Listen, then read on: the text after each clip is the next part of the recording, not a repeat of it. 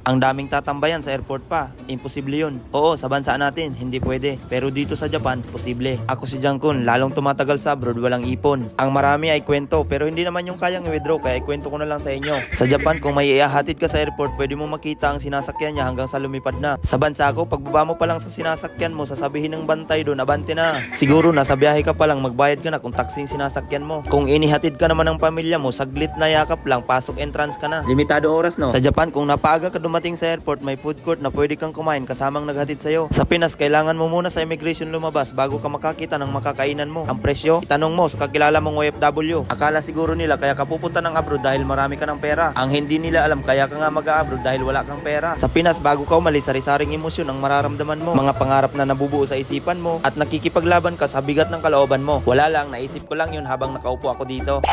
Tingnan ninyo yung nasa likod ko. Nakaupo lang, walang pressure, unlimited ang oras, walang malaking screen sa harapan, nagre-relax, nagmamasid sa mga eroplanong lilipad at darating. Wala akong inihatid at lalong wala akong flight schedule ngayon. Pang April Fool ko sana yung kaso huli na. Kaya pala sa Japan, napaka-convenient ng transportation. Katulad na lang nitong Hokkaido. Hindi yung milk tea mo ha. Hokkaido ang pinakamalaking prefecture dito sa Japan na may 12 airport. Halos bawat city meron eh. Pagdating naman sa parking, aba, hindi ka mabibitin. O siya, hanggang dito na muna ang aking kwento. Maraming salamat kung umabot ka dito. Para sa mga darating pang kwentong Japan ko, huwag mong kalimutan mag-follow.